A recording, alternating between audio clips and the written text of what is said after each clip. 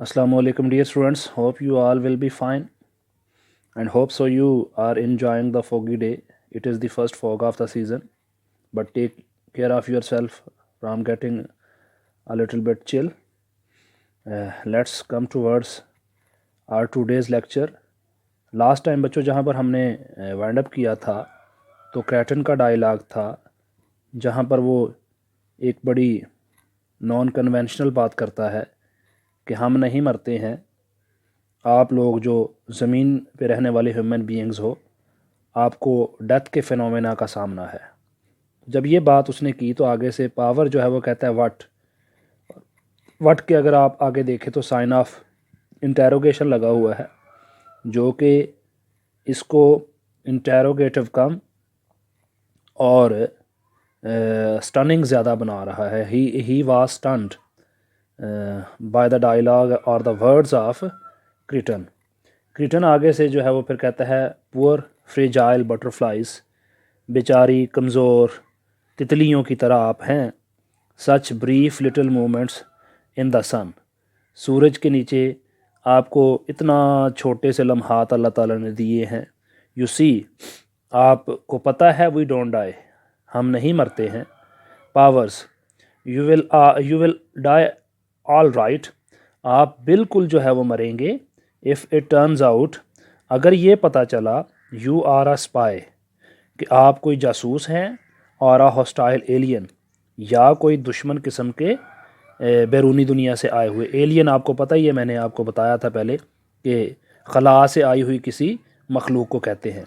तो क्रैटन आगे से कहता है I am sure you would not be so cruel, मुझे यकीन है कि आप इतना ज़्यादा ज़ालिम नहीं बनेंगे, जुल्म नहीं करेंगे। क्रूअल मीन्स जुल्म करना। Aide returns, he looks disturbed, aide जो है वो वापस आ जाती है और वो थोड़ा सा परेशान दिखाई देता है। अब एड से मुराद ही यहाँ पर इसलिए बच्चों लिखा गया है, ही से मुराद यहाँ पर एड का जो वहाँ पर लीडर कैप्टन है वो है।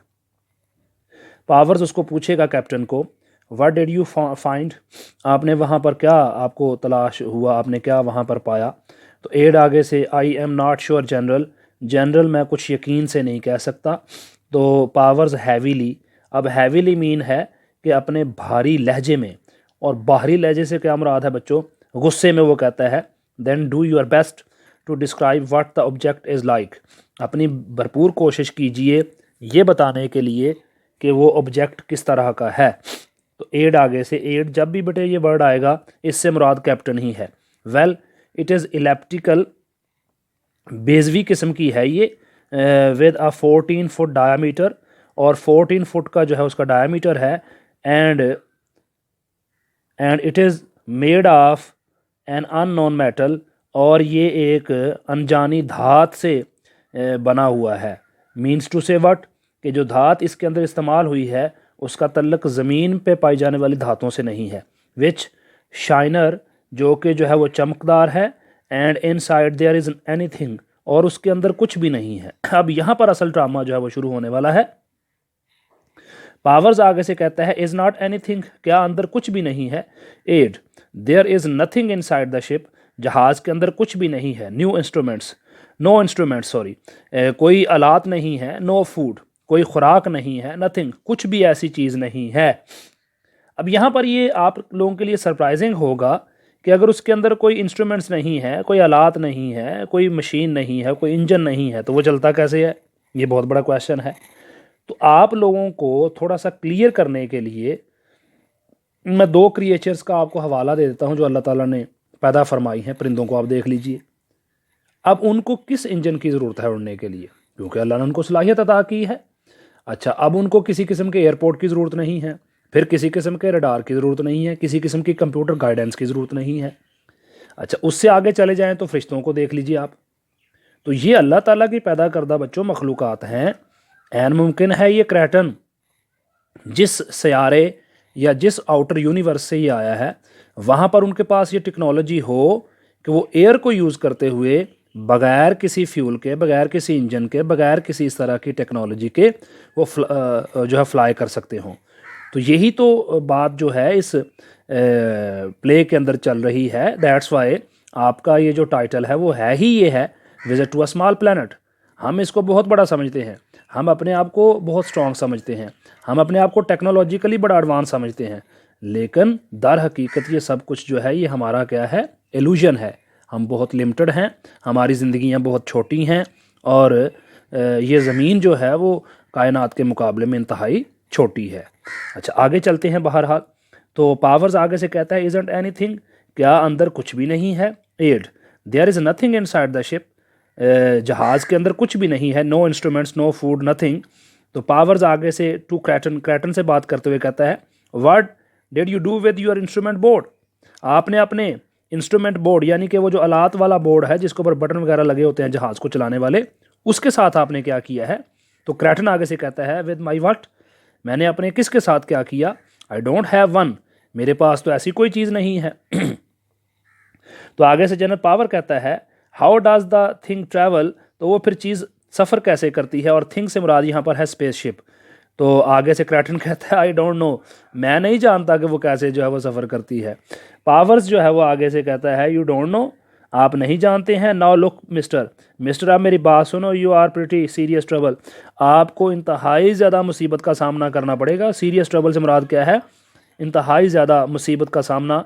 I suggest you do a bit cooperating, मैं आपको मशवरा देता हूँ कि थोड़ा सा तावन करो। कोऑपरेट का मानी है तावन करना।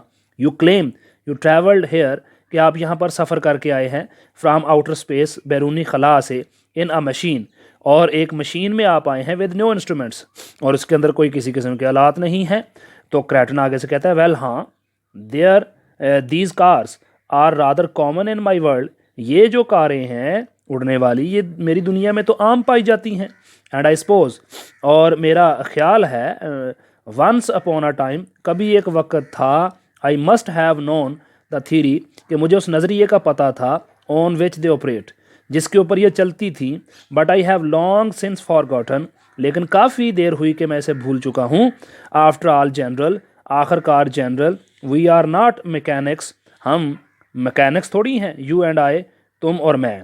इस थोड़े से डायलॉग को बेटे मैं एलैबोरेट करूँगा। अब यहाँ पर ये जो लॉन्ग सिंस का वो वर्ड यूज़ कर रहा है कि काफ़ी देर से मैं जो इसको भूल चुका हूँ, ये इंडिकेट करता है कि उसकी उम्र हो सकता है 2000 साल हो, उसकी उम्र हो सकता है 1500 साल हो, उसकी उम्र हो सकता है 1000 साल हो। तो कभी जब वो छोटा होगा या कभी अपनी किसी लाइफ के हिस्से में उसने इसको, इसकी थीरी को, इसके मैकेनिज़्म को उसने समझा होगा, लेकिन बाद में उसको जो है वो भूल गया। नंबर 1। नंबर 2 जो है उसको तो यूज़ से कंसर्न है। जैसे हम गाड़ी को यूज़ करते हैं, हमें गाड़ी जो है वो यूज़ करने की हद तक आती है, लेकिन अगर आप उसकी मैकेनिकल डिटेल्स की बात करें तो हमें नहीं पता बीइंग ड्राइवर्स। तो ऐसे ही वो भी बात कर रहा है कि मैं मैकेनिक नहीं कि आपको ये बताऊं कि ये गाड़ी जो है वो कैसे चलती है। उनकी दुनिया में चूँकि ये नॉर्मल पाई जाती है तो वो उसको वो यूज़ कर रहा है। बहरहाल यही इसके अंदर जो है वो सरप्राइजिंग सी एलिमेंट्स हैं, और ये जो है वो सरप्राइज़ क्रिएट करता है, ड्रामा क्रिएट करता है इस प्ले के अंदर। अच्छा, आगे से रॉजर पावर्स कहता है Roger do you mind if we use your study. Study से मुराद है बेटे स्टडी रूम, यानी कि उसका वो मुतालिया वाला कमरा, कि अगर आपको बुरा ना लगे, अगर आप माइंड ना करें तो हम आपका स्टडी रूम यूज़ कर लें, इस्तेमाल कर लें। अब वहाँ पर वो बैठ के गपशप लगाएंगे। तो स्पेलिंग कहता है नॉट एट ऑल, बिल्कुल भी नहीं। Not at all general, general बिल्कुल भी नहीं।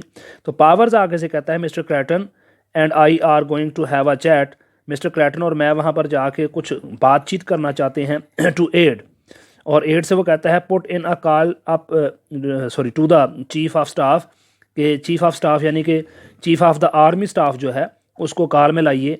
तो एड आगे से कहता है यस जनरल, ठीक है जनरल। अब आगे से फिर वही जो है वो डायरेक्शंस आ गई। स्पेल्डिंग राइजर्स, वो उठ खड़ा होता है। लीड्स क्रैटन एंड पावर्स, और क्रैटन और पावर को वो ले जाता है इनटू द नेक्स्ट रूम, अगले कमरे में। अ हैंडसमली फर्निश्ड स्टडी, और एक इंतहाई ज़्यादा अच्छे तरीके से आरास्ता किया हुआ वो मुतालिया का कमरा है। मैनी बुक्स, बहुत सारी किताबें उसके अंदर पड़ी हुई हैं। And a globe of the world, और दुनिया का एक नक्शा भी वहाँ पर पड़ा हुआ है। स्पेल्डिंग दिस वे जेंटलमैन, तो स्पेल्डिंग कहता है कि शुरफा इस तरफ आ जाइए। वैसे ये जेंटलमैन जो है वो आम एक एक्सप्रेशन का वर्ड है, यूज़ किया जाता है। क्रैटन सिट्स डाउन कंफर्टेबली, और वो बड़े सुकून के साथ बैठ जाता है बिसाइड द ग्लोब, नक्शे के करीब। विच ही ट्रवल्स थॉटफुली, जिसे वो ख्यालात में डूबे हुए घुमाता है।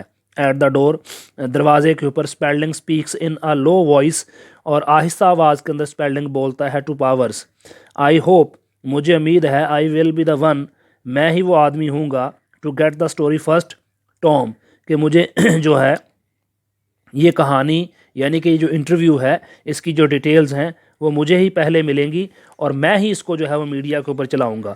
मैंने आपको पहले भी बेटे बताया था कि यहाँ पर जो रॉजर स्पेल्डिंग है, he is all the time looking for the interview purpose, वो क्रैटन का इंटरव्यू करना चाहता है, उसको स्टोरी चाहिए ताकि वो सेंसेशन पैदा करे मीडिया के ऊपर और उसको व्यूशिप मिले और उसको जो है वो मटेरियल बेनिफिट्स मिले। तो यहाँ पर वो जनरल पावर को दोबारा जो है ये कह रहा है कि इसकी जो डिटेल्स हैं इंटरव्यू की, इस बातचीत की, वो मुझे आप देंगे।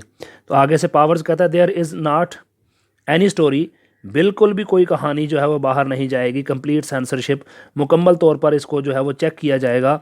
आई एम सॉरी, मैं माजरत खां हूँ, but this house is under martial law, लेकिन इस घर के जो है वो मार्शल लॉ लगा दिया गया इसके ऊपर। I have a bunch, we are in trouble, मैं जो है वो देख रहा हूँ कि हम मुसीबत में है। ही शट्स द डोर, दरवाज़ा वो बंद कर देता है। Spalding turns and rejoins the family, sorry his family, और वो वापस आके अपनी फैमिली के साथ शामिल हो जाता है। Ellen, I think he is wonderful whoever he is, मेरा ख्याल है कि वो जो कोई भी है हैरान करने वाला, बहुत ही हैरान कौन। मिसेस स्पेल्डिंग कहती है I wonder how much damage he did to my rose garden, मुझे तो ये हैरानगी हो रही है कि मेरे बगीचे को उसने कितना ज़्यादा नुकसान पहुंचा दिया होगा। अब यहाँ पर उसको अभी भी जो है वो अपने बगीचे की ही फिक्र पड़ी हुई है। अब यहाँ पर बच्चों जो है उसको आज के लेक्चर को हम वाइंड अप करते हैं, यहाँ से कल की रीडिंग को लेकर चलेंगे। आज की रीडिंग काफ़ी अहम थी और इसके अंदर बहुत सारे इंपॉर्टेंट वर्ड्स भी थे सिनोनिम्स के लिए और डिस्क्रिप्शन के लिए। मैंने अपनी तरफ से तो भरपूर कोशिश की है आपको डिस्क्रिप्शन देने की सारी डिटेल में। अगर किसी को बच्चे को किसी डायलॉग की समझ ना आए, किसी लाइन के तर्जमे की समझ ना आए, तो मुझे ग्रुप के अंदर पूछ लीजिएगा। अपना ख्याल रखिएगा। अल्लाह हाफिज़।